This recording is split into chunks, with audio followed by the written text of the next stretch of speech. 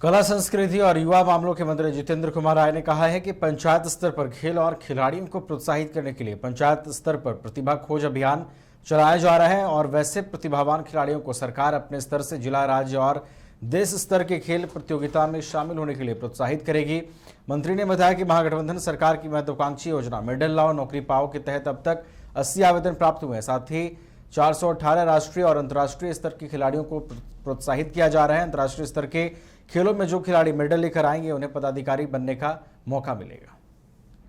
मार्च से मेडल लाओ नौकरी पाओ एक महत्वाकांक्षी योजना चल रहा है, जिसके अंतर्गत अभी 80 से अधिक खिलाड़ी नौकरी भी बिहार सरकार में पाने की स्थिति में है। अब 1 महीना के अंदर में उन लोग का सब लोग का एप्लीकेशन डाउनलोड हो चुका है, जो लोग मेडल लाए।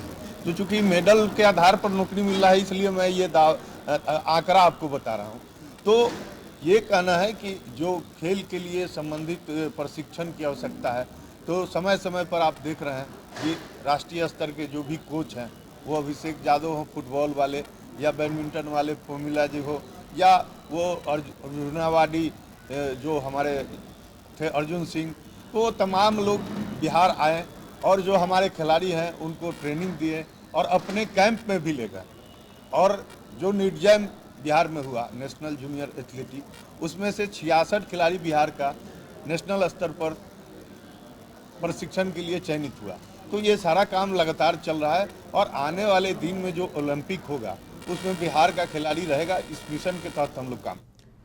बिहार में लालू प्रसाद यादव के बयान पर फिर राजनीति गर्मा गई है। लालू के बयान कैंसर का इलाज सिर दर्द की दवा खाने से नहीं होगा पर भाजपा प्रदेश अध्यक्ष सम्राट चौधरी ने प्रतिक्रिया दी है। भाजपा की अहम बैठक प्रदेश कार्यालय में हुई, जिसके बाद सम्राट चौधरी ने यह प्रतिक्रिया दी है।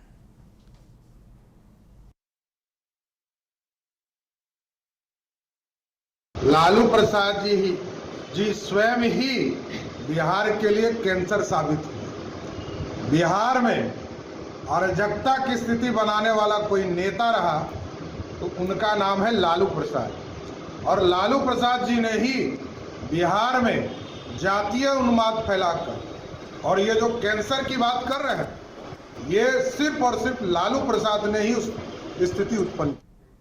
मंत्री तेज प्रताप यादव ने बीजेपी के प्रदेश अध्यक्ष सम्राट चौधरी को शकुनी मामा बता दिया है, जिसके बाद बिहार की सियासत गर्मा गई है। तेज प्रताप यादव के बयान का पलटवार करते हुए बीजेपी के प्रदेश प्रवक्ता प्रभाकर मिश्रा ने कहा है कि तेज प्रताप यादव की बातों पर ध्यान नहीं दिया जाना चाहिए।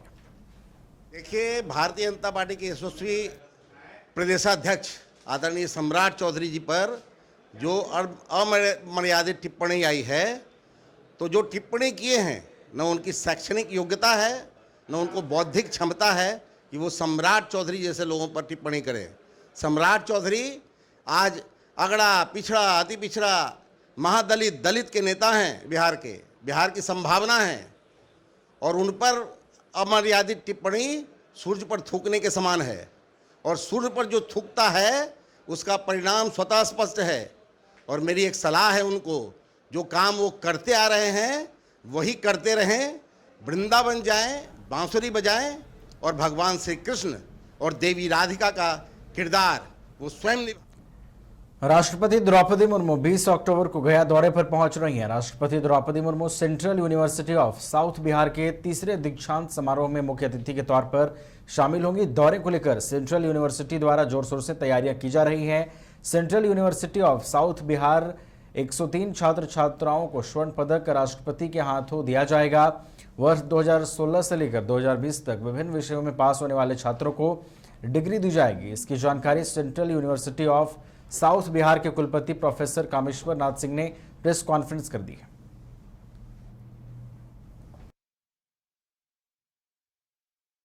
दीक्षांत समारोह हुआ था और 2018 में दूसरा हुआ था।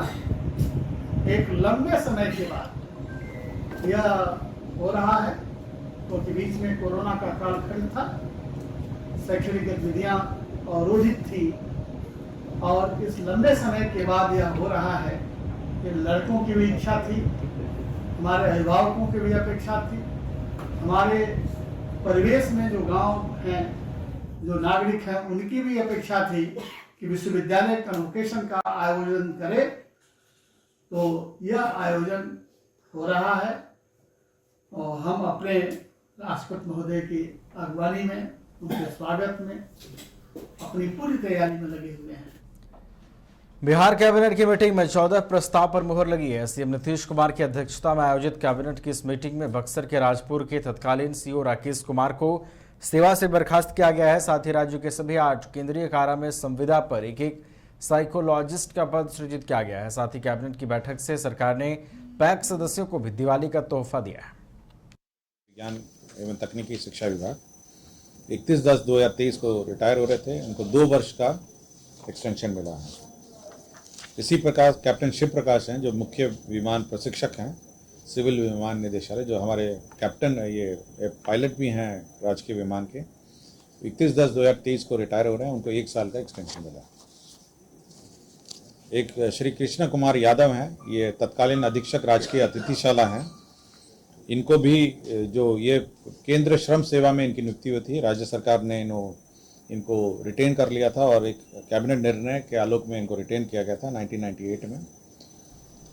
रिटेन करने के बाद इनका जो वेतनमान है वो नहीं रहने के कारण इनको प्रमोशन नहीं मिला है। सरकार ने वेतनमान मुख्यमंत्री नीतीश कुमार ने आज 1 अन्य मार्ग से भीम संसद रथ को हरी झंडी दिखाकर रवाना किया है। भीम संसद रथ के माध्यम से राष्ट्रपिता महात्मा गांधी और बाबा साहब भीमराव अंबेडकर के आदर्श, विचार और उनके द्वारा किए गए कार्यों से लोगों को अवगत कराया जाएगा।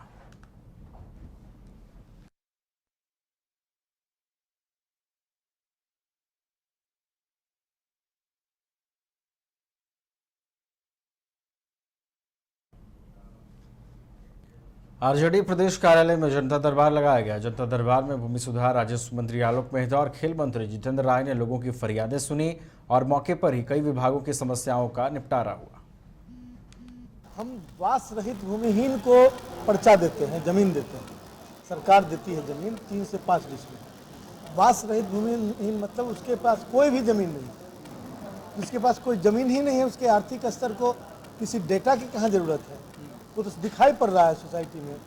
पिछले दिनों हमने घोषणा की थी कि इस वित्तीय वर्ष में हम लगभग 23,000-24,000 जो पिछले लिस्ट के हिसाब से बचे हुए भूमिहीन हैं, वासरहित भूमिहीन, उनको हम पर्चा देके बसाए। नहीं, अभी तो डेटा में अभी मैं बता रहा हूँ लेकिन और उस 24,000 में से लगभग 8,000 पर्चे बांट दिए गए हैं। और अभी बांका में माननीय मुख्यमंत्री जी के साथ हम लोगों ने 1100 पर्चा बांटा और अभी करीब 6-7 हज़ार पर्चा हम 1 से 1.5 महीने के अंदर बांटते जा रहे हैं। इस तरह से मार्च 31, 2024 तक हम 24,000 पर्चा पूरा देंगे। साथ में पैरेलली हमने एक ऐप डेवलप किया है, लॉन्च किया है। उस ऐप के माध्यम से नए वास रहित भूमिहीनों को, मतलब कि जिस भूमिहीन परिवार में बच्चे हो गए, शादी हो गई, परिवार अलग हो गया, वैसे लोगों का सर्वेक्षण करा रहे हैं। जातीय जनगणना की रिपोर्ट पर बिहार में सियासत जारी है। जातीय जनगणना की रिपोर्ट पर जिस तरह से बीजेपी राज्य सरकार पर हमलावर है, उसे लेकर जेडीयू भी पलटवार कर रही है। मंत्री विजय चौधरी ने कहा कि जनता किसको सबक सिखाने वाली है वो तो वक्त ही बताएगा। जनता किसको सबक सिखाने वाली है वो संबंधित लोगों या पार्टियों के परेशानी से समझ सकते हैं। जिसको शक होगा जनता सबक सिखाने का, परेशान वो होता है ना। हम लोग तो आनंद में है कि बिहार की जनता को अच्छा लगा है। जनता ने कहीं से विरोध नहीं किया है। सिर्फ कुछ पार्टियां, उनका भी अपना एजेंडा है, क्योंकि उनको लगता है कि अगर इसको अच्छा कह देंगे तो ये वाहवाही महागठबंधन नीतीश कुमार जी को मिल जाएगी। इसी परेशानी में है। और नहीं तो समझिए कि जिस फैसले में वो साथ में, शुरुआत में भी और नतीजे प्रकाशित होने के बाद में, मैंने जिस काम में वो साथ में है।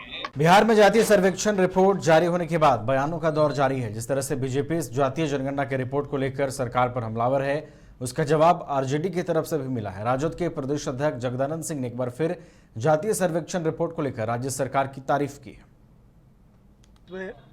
मैंने बुरा क्या है, समाज के छूटे हुए लोगों को हक दिलाने की प्रेरणा इस जाति आधारित जनगणना से यदि मिल रही है तो बहुत अच्छी बात है। मैं तो समझता हूं कि ये प्रेरणा भारतीय जनता पार्टी और उनके एलाइज को भी लेना चाहिए कि समाज के अंतिम पंक्ति के लोगों के बारे में भी सोचे और जो अप्रत्यक्ष रूप से जो माने आरक्षण पर प्रहार करने वाली जो पार्टियां हैं वो भी खुले मुंह से नहीं उसकी शिकायत कर सकती है।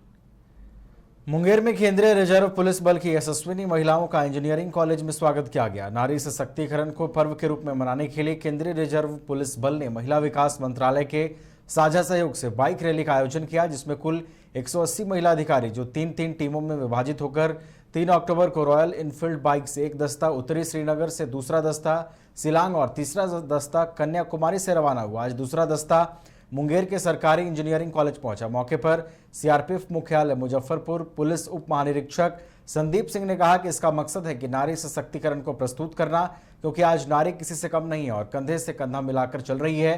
उन्होंने कहा इस कार्यक्रम के जरिए बेटी बचाओ बेटी पढ़ाओ और एक राष्ट्र की कल्पना को लेकर चल रहे हैं।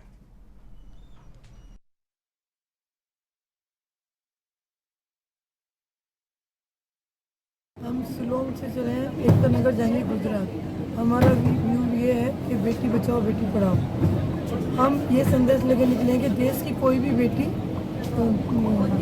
लड़कों से कम नहीं है। यदि हम बेटी को पीछे नहीं रखना, उसको सबसे आगे बढ़ाना है। आज की डेट में सबसे पहला बेटा चाहते हैं। हमारा व्यू है कि सबसे पहली बेटी होनी चाहिए। सबसे पहली बेटी होगी तो आगे बढ़ेगी। हम मेघालय शिलांग से चल के आया और जाएंगे गुजरात एकता नगर।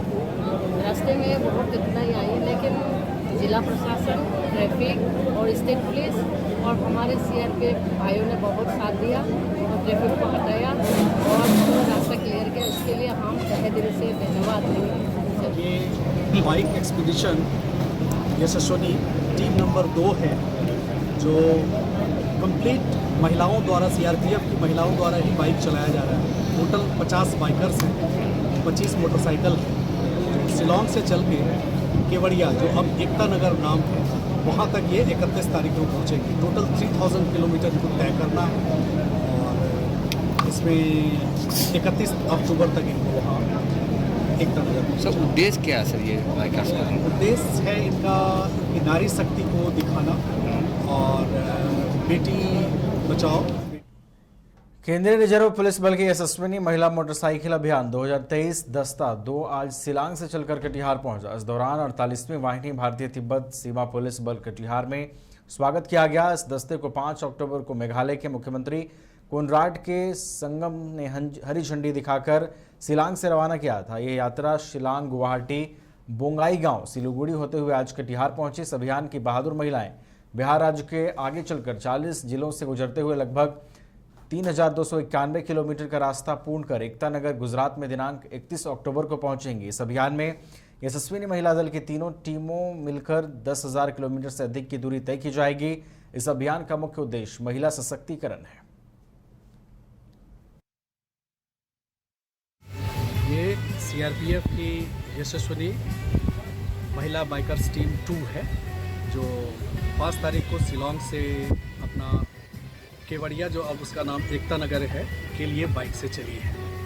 टोटल इसमें 60 लेडी बाइकर्स हैं, जो एक साथ 25 बाइक चलेंगी, 50 10 रिजर्व में रहेंगी और यहाँ से एकता नगर ये 31 से पहले पहुँचेगी और पटेल जी के मूर्ति पर माल्यार्पण करेगी। जैसा कि अभी पूरे देश को मालूम है कि सीआरपीएफ का ये जो महाअभियान है, जो तेजस्विनी मोटर बाइक रैली के नाम से है, जिसमें सभी सदस्याएं महिलाएं हैं और ये रैली जो है शिलोंग से शुरू होकर के केवड़िया एकता नगर गुजरात में 31 अक्टूबर को संपन्न होगी। और इस रास्ते में एक स्टेजिंग कैंप के रूप में 48वीं वाहिनी भारत तिब्बत सीमा पुलिस बल को चुना गया है, जिसमें ये सभी बाइकर्स आज रात यहाँ पर विश्राम करेंगे और यहाँ पर हमने हर संभव कोशिश किया है कि ये बाइकर्स जो है पर्याप्त रूप से आराम कर सकें और आने वाले अभियान के लिए अपने आप को तैयार कर सकें। आपका पूरा परिचय सर? मैं दुष्यंत राज जायसवाल, द्वितीय कमान, भारत तिब्बत सीमा पुलिस बल 48वीं। राजधानी पटना में कई घंटों से कारगिल चौक के चारों ओर जाने वाले रास्ते में जाम की स्थिति है। भीषण जाम में आईजी, एसएसपी भी फंसे हुए हैं। लोगों ने बताया कि कई घंटों से जाम की स्थिति बनी हुई है। इस जाम की स्थिति से ट्रैफिक पुलिसकर्मी भी परेशान नजर आ रहे हैं।